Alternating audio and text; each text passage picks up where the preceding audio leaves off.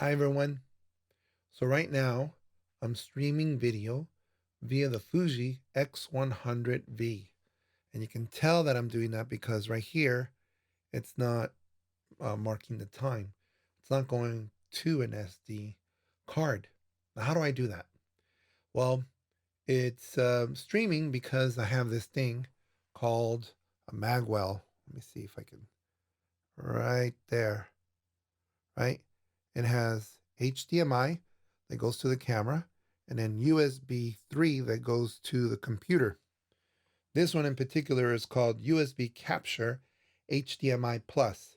A little pricey. I got it below 300 because I got it when they were selling these directly to customers.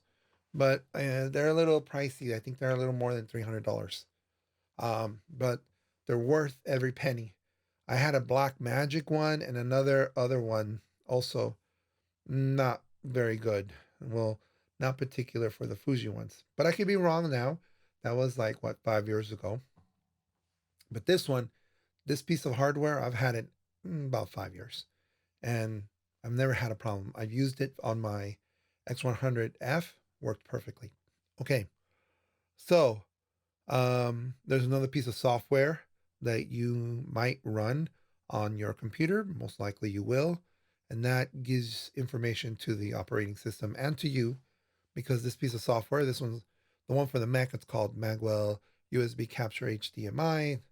I'm not sure if it's a firmware or something, but it's a piece of software that usually you want to run because what you can do is you can flip the screen or you can mirror it. Why would you want to mirror it?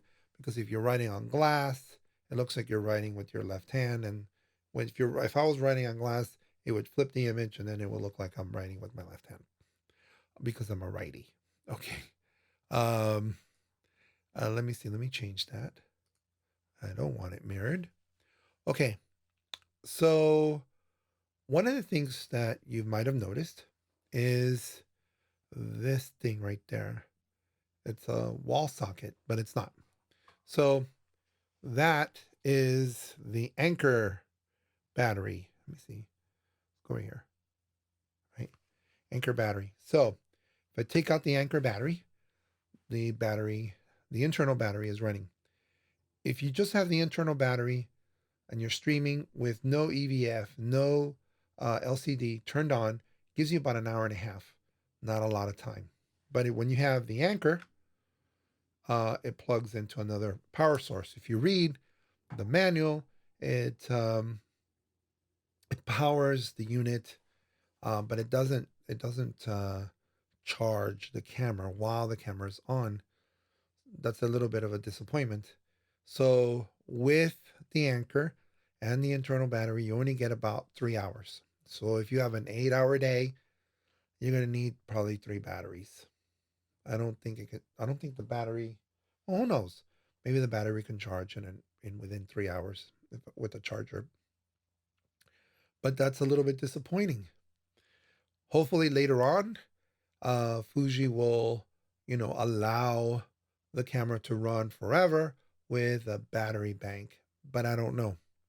That's going to be something that Fuji is going to have to decide. And I don't remember if the XT3, if anybody has one, I don't know if you were able to run it forever if you had a battery bank. Oh, by the way, and I don't know if I mentioned this, but the battery bank is the one that you use for the XT3 because if you read the documentation, it says you're not supposed to plug it on the wall to charge the camera. You're supposed to plug it on a computer. So this icon of like, oh, it's plugged to the wall, don't. It's not going to be good for you. Now, what software am I using to record this? I'm using OBS, which is a free piece of software that's available for download. So if you really want to have a streaming experience via YouTube or via Facebook, I think this could be the camera for you.